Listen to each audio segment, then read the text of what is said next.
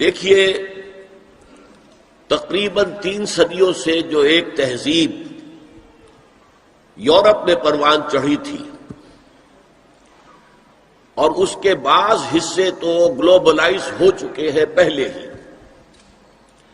لیکن ایک آخری حصہ وہ ہے کہ جس کو اب گلوبلائز کرنے کے لیے بہت ہی منظم اور کنسرٹڈ ایفرٹس ہو رہی ہیں۔ اصل میں فکر انسانی کو توہمات کے چنگل سے نکالنا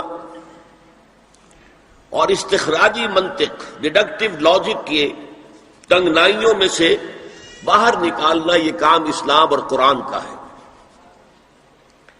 لیکن اس کے نتیجے میں 2 اسباب سے یہ تہذیب ایک غلط رخ پر پڑ گئی۔ پہلا سبب یہ تھا کہ یورپ میں پوپ کا اقتدار تھا، گویا کہ تھیوکریسی بدترین شکل میں، اور اس پوپ کے اقتدار میں جہاں بعض چیزیں اچھی بھی تھیں، وہ بعد میں میں ذکر کروں گا، وہاں 2 بدترین باتیں یہ تھی کہ سائنس کا پڑھنا حرام، فلسفے کا پڑھنا حرام۔ کسی کے گھر سے سائنس اور فلسفے کی کتابیں نکل آئیں تو انہیں زندہ جلا دیا جاتا تھا۔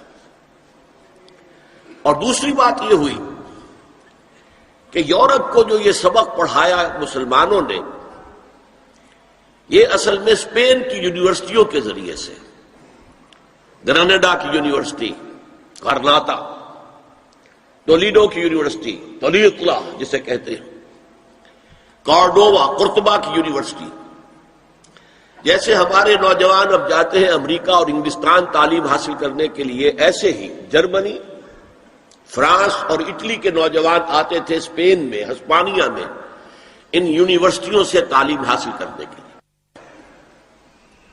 یہاں یہودیوں کا ایک بڑا مؤثر عنصر موجود تھا، اور اس کا بھی ایک خاص سبب تھا۔ یہودیوں کو شدید پرسیکیوشن کا سامنا تھا عیسائیوں کے ہاتھوں۔ بات سمجھ میں آتی ہے، عیسائی جسے خدا کا بیٹا کہتے ہیں، اسے یہودی کہتے ہیں ولد الزنا، باسٹرڈ، جادوگر، مرتد، واجب القتل، اور سولی پر چڑھایا۔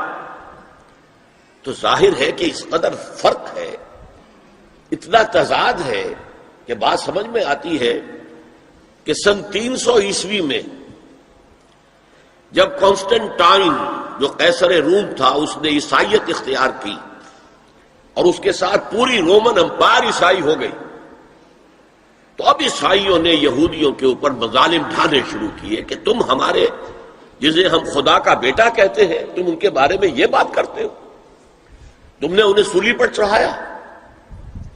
بدترین پرسیکیوشن پورے یورپ میں، ان کے گھیٹوز علیحدہ ہوتے تھے، شہروں میں آباد ہونے کی اجازت نہیں تھی، شہر میں ضرورت کے لیے آنے کے لیے وقت مقرر تھا کہ آپ فلاں سے فلاں وقت تک آ سکتے ہیں، کوئی سودا خریدنا ہو آ جائے، اللہ اللہ خیر صلی اللہ۔ اور یہ جو پرسیکیوشن یہ اسپین میں شدید ترین تھی، کوئی بہت سخت عیسائی حکومت تھی ہسپانیہ میں۔ انہوں نے ایک بہت ہوشیار حکمت عملی اختیار کی کہ جب طارق ابن زیاد ہسپانیہ پر حملہ آور ہوئے تو انہوں نے ان کی مدد کی، انہیں راستے بتائے۔ ظاہر بات ہے کہ ان کے لیے یہ ساری انجانی دنیا تھی، انہیں راستے بتائے، ان کی مدد کی۔ نتیجہ یہ ہوا کہ ہسپانیہ میں جب مسلمانوں کی حکومت مستحکم ہوئی تو یہودیوں کو ایک بار پھر تاریخ میں وہ مقام حاصل ہو گیا جو انہیں کبھی حضرت یوسف علیہ السلام کے زمانے میں مصر میں حاصل ہوا تھا۔ مصر میں وہ پیرزادے بن گئے تھے، اس لیے کہ مصر کا بادشاہ حضرت یوسف کا عقیدت مند ہو گیا تھا۔ یہی حال یہاں ہوا۔ چنانچہ یہ بات لکھی ہے بن گوریون نے، جو پہلا وزیر اعظم تھا اسرائیل کا، that the golden era of our diaspora was Muslim Spain۔ یہ مسلم ہسپانیہ جو ہے یہ ہمارے دور انتشار کا عہد زرین ہے۔ یہ دور انتشار ان کا شروع ہوا تھا سن 70 عیسوی میں، جب ٹائٹس رومی نے یروشلم نے ایک دن میں 1,33,000 یہودیوں کو قتل کیا تھا۔ انہوں نے جو ہیکل سلیمانی دوسری مرتبہ بنایا تھا، جسے سیکنڈ ٹیمپل کہتے تھے، اسے منہدم کیا، ختم کیا، اور انہیں فلسطین سے باہر نکال دیا۔ اب جہاں سینگ سمائے چلے جاؤ، یہاں تمہارے رہنے کا کوئی امکان نہیں۔ تو یورپ میں چلے گئے، ایشیا میں آ گئے، افریقہ میں چلے گئے، اس کو وہ کہتے ہیں ڈایاسپورا، ہمارا دور انتشار۔ تو اس دور انتشار کا عہد زرعی مسلم اسپین ہے۔ اب وہاں انہوں نے جو انہیں حیثیت، ایک وقت میں وہاں ہسپانیہ میں مسلمانوں کی حکومت میں بنو امیہ کی حکومت تھی، وزیر اعظم بھی یہودی تھا، اتنی انہیں حیثیت حاصل۔ انہوں نے جو 2 سبق اسلام پڑھا رہا تھا ان نوجوانوں کو کہ جو جرمنی سے، فرانس سے اور اٹلی سے آ رہے تھے، ایک حریت، آزادی، کوئی انسان دوسرے انسان کا محکوم نہ ہو، کوئی قوم دوسری قوم کی محکوم نہ ہو، انسان کو حق حاصل ہو حکمرانوں کو چیلنج کرنے کا، ان سے جواب طلبی کا۔ یہ سبق جو خلافت راشدہ نے دنیا کو پہلی دفعہ دیا تھا، انہوں نے اس میں مزید مرچ مسالہ لگایا کہ یہ حریت، آزادی، مادر پدر آزادی، خدا سے آزادی، شریعت سے آزادی، اخلاقی اصولوں سے آزادی۔ نمبر 2 جو اسلام نے سبق دیا تھا مساوات کا، کہ تمام انسان پیدائشی طور پر برابر ہیں، گورے ہوں، کالے ہوں، پیلے ہوں، لال ہوں، کسی رنگ کے ہوں، کسی نسل کے ہوں، کسی علاقے میں رہتے ہوں، کسی ناک نقشے کے ہوں، اور مرد ہوں یا عورت ہوں، پیدائشی طور پر سب برابر ہیں، ان میں کوئی فرق نہیں۔ یہ نوٹ کر لیجئے، اسلام میں مرد اور عورت کے درمیان ایک فرق ہے، لیکن وہ کہاں ہے؟ جب ایک مرد اور ایک عورت شادی کے بندھن بندھ جائیں اور ایک خاندان کی بنیاد ڈالیں، تو خاندان کے ادارے کا سربراہ مرد ہوگا، اور یہ ظاہر بات ہے، 2 اور 2 4 کی طرح کی بات ہے کہ کسی ادارے کے 2 سربراہ نہیں ہو سکتے، ایک سربراہ، اس کے نیچے آپ اسسٹنٹس، ڈپٹیز جتنے چاہے رکھ لیں۔ کسی بھی فرم کا مینیجنگ ڈائریکٹر ایک ہوگا، ڈائریکٹرز 10 رکھیں، 20 رکھیں، 50 رکھیں، 2 برابر کے اگر سربراہ ہوں گے تو فساد ہی فساد ہوگا۔ تو یہ انتظامی برتری ہے، جیسے دفتر میں ایک چپڑاسی ہے اور ایک دفتر کے اندر افسر بیٹھا ہے، ان میں فرق ہے، لیکن ویسے یہ دونوں برابر ہیں انسان ہونے کے ناطے، اور سیاسی اعتبار سے ایک ووٹ افسر کا ہے، ایک ہی اس کے چپڑاسی کا ہے، ایکول۔ تو انتظامی طور پر مرد کو فوقیت دی گئی ہے عورت پر، لیکن جو شرف انسانیت ہے، ہیومن آنر، ڈگنیٹی، یہ برابر شیئر کرتے ہیں، ان میں کوئی فرق نہیں۔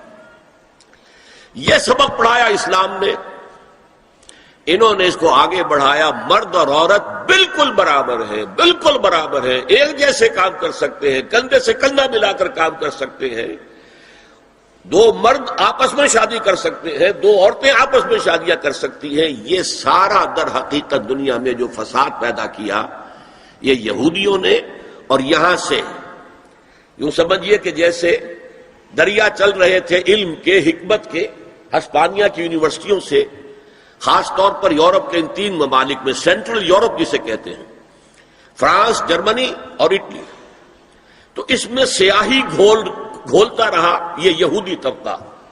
کون سیاہی گھول رہا ہے؟ وقت کے بہتے دریا میں، دریا کا صاف اور پاک پانی آ رہا تھا، اس میں سیاہی گھولی یہودیوں نے۔ اس کے نتیجے میں جو لبرلزم پیدا ہوا، آزادی، وہی جو آج ہمارے ہاں آتا لبرل اسلام، ماڈریٹ اسلام، لبرل اسلام، یہ لبرلزم یہودیوں کی پیداوار ہے، اور اس کے ذریعے سے انہوں نے عیسائیوں سے بھرپور انتقام لیا۔ اس نے 3 شکلیں اختیار کی۔ یہ علم جو تھا، جب پوپ کی طرف سے آزادی ہو گئی، اب سائنس پڑھنی شروع کر دی لوگوں نے، فلسفہ بھی پڑھ رہے ہیں، بڑے بڑے فلسفی پیدا ہو گئے، بڑے بڑے سائنسدان پیدا ہو گئے۔ سائنس کے نتیجے میں ٹیکنالوجی آ گئی، تو ظاہر بات ہے کہ اس سے یورپ کے اندر ایک پاور پوٹینشل ڈیولپ ہو گیا، طاقت، قوت۔ لیکن یہ علم جو تھا یہ یک چشمی تھا، جیسے ہم کہتے ہیں دجال کی ایک آنکھ۔ اللہ نے انسان کو دو آنکھیں دی تھی علم کے ضمن میں، ایک تم اپنے حواس ظاہری سے اور عقل سے علم حاصل کرو۔ کسی شخص نے دیکھا ہوگا ہمارے آباء و اجداد میں سے کہ کوئی چٹان نیچے گری، نیچے بھی پتھر ہی تھا تو ایک شعلہ نکلا، انہوں نے دیکھا یہ کیا ہے، پھر اس نے دو پتھر اپنے ہاتھ میں لے کے زور سے ٹکرائے، اس میں بھی شعلہ پیدا ہو گیا، تو آگ ایجاد ہو گئی۔ اس سے پہلے وہ صرف پھلوں پر گزارا کرتا تھا، پھولوں پر گزارا کرتا تھا، یا کوئی کچا گوشت کھاتا تھا، آگ تو تھی نہیں، تو یہ بہت بڑی شے تھی کہ جو پیدا ہو گئی۔ پھر آگ کے بعد کبھی کسی نے دیکھا کہ ہانڈی چڑھی ہوئی ہے چولہے پر اور وہ اس کا ڈھکنا ہل رہا ہے، کون ہلا رہا ہے؟ کوئی جن ہے، بھوت ہے، کون ہے؟ بعد میں معلوم ہوا یہ اس کے نیچے جو سٹیم پیدا ہو رہی ہے، بھاپ، اس بھاپ میں یہ طاقت ہے کہ وہ ہلا رہی ہے، لہذا سٹیم جو ہے سیکنڈ سورس آف انرجی ایجاد ہو گئی۔ اب وہ سٹیم انجنز بن گئے، ریلیں چلنے لگی، دوڑنے لگی۔ تو یہ علم ایک تھا کہ آنکھ سے دیکھو، کان سے سنو، دماغ سے اس کو پروسیس کرو۔ یہ کمپیوٹر یہاں ہم نے تمہیں دے رکھا ہے نا، اس کمپیوٹر کے اندر تم فیڈ کرو اپنا سینس ڈیٹا، آنکھوں کا، کانوں کا، اور چھونے کا، چکھنے کا، سونگنے کا، یہ ڈیٹا فیڈ کر دو، پھر یہ پروسیس کرے گا۔ اس طرح علم قدم بقدم، قدم بقدم آگے بڑھتا گیا۔ ایک علم یہ ہے۔ دوسرا علم اللہ نے کہا تھا کہ ہم تمہیں دیں گے علم ہدایت، اور وہ وحی کے ذریعے سے آئے گا۔ جب سورہ بقرہ کے 4 رکوع کے آخر میں ہے، حضرت آدم سے جب کہا گیا کہ اب زمین کا چارج سنبھالو، تم وہاں کے خلیفہ بنائے گئے ہو، یہ جنت میں تو ایک آزمائشی طور پر تمہیں رکھا گیا تھا، اب جاؤ۔ تو ساتھ ہی کہہ دیا گیا فَإِمَّا يَأْتِيَنَّكُم مِّنِّي هُدًى فَمَن تَبِعَ هُدَايَ فَلَا خَوْفٌ عَلَيْهِمْ وَلَا هُمْ يَحْزَنُونَ۔ جب تمہارے پاس میری طرف سے کوئی ہدایت آئے، وحی کے ذریعے سے نبیوں کے پاس ہدایت آتی رہے گی، ٹوٹل ہدایت، کیا کرو کیا نہ کرو، کدھر جاؤ کدھر نہ جاؤ، تو جو اس ہدایت کی پیروی کرے گا اس کے لیے نہ خوف ہوگا نہ حزن، اور جو ہماری آیات کو جھٹلائے گا وہ پھر جہنمی ہوں گے، آگ والے ہوں گے۔ تو یہ دو آنکھیں دی تھی اللہ نے، یورپ نے ایک آنکھ بند کر لی، آسمانی ہدایت سے وہ موڑ لیا، ایک آنکھ پوری کھول دی، دیکھو، سنو، نتیجہ نکالو، کمپیوٹر سے پروسیس کرو، آگے بڑھو، فورسز آف نیچر کو کانکر کرو، ہارنس کرو، ایکسپلائٹ کرو، انہیں استعمال کرو اور آگے بڑھتے چلے جاؤ۔ تو اس کو میں کہہ رہا ہوں یک چشمی علم، ایک آنکھ والا کانا علم ہے یہ، اس لیے کہ دوسرا جو علم ہدایت تھا وحی کا، اس سے انہوں نے آنکھ بند کر لی۔ اس نے دنیا کے اندر طاقت پکڑ کر وہ جو کچھ یہودیوں نے یورپ میں داخل کیا تھا اسے گلوبلائز کر دیا۔ وہ کیا ہے؟ چیزیں 3 ہیں وہ۔ نمبر 1، سیاست، ریاست، حکومت، معاشرے سے خدا کا کوئی تعلق نہیں۔ ہیومن ساورنٹی، پاپولر ساورنٹی کی بنیاد پر جمہوریت ہوگی، سیکولرزم ہوگا۔ مذہب رہے گا بند، مسجدوں میں، مندروں میں، سینیگاگز میں، چرچز میں، جہاں چاہو جاؤ، لیکن دی پولیٹیکو سوشو اکنامک سسٹم، یہ کسی مذہب سے کوئی سروکار نہیں۔ ہم خود ساورن ہیں، اور ہم ساورن ہیں تو ہم جو چاہیں گے قانون بنائیں گے۔ یہ شے جس کا نام ہے جمہوریت بھی آپ اسے کہہ لیں، سیکولرزم بھی آپ اسے کہہ لیں، یہ گلوبلائز ہو چکا ہے پوری دنیا کا۔ جسے اقبال نے کہا تو سمجھتا ہے کہ آزادی کی ہے نیلم پری، یہ نیلم پری سب کی محبوبہ ہے، جمہوریت جمہوریت جمہوریت جمہوریت۔ ہمارے ہاں بھی بعض جو دانشور ہیں، کالم نویس، ان کا جو کالم ہے آخر میں آ کے وہ جمہوریت کی تان پہ ٹوٹ رہا ہے، بس یہ ہے اصل شے۔ ایک تو یہ ہے خدا سے بغاوت،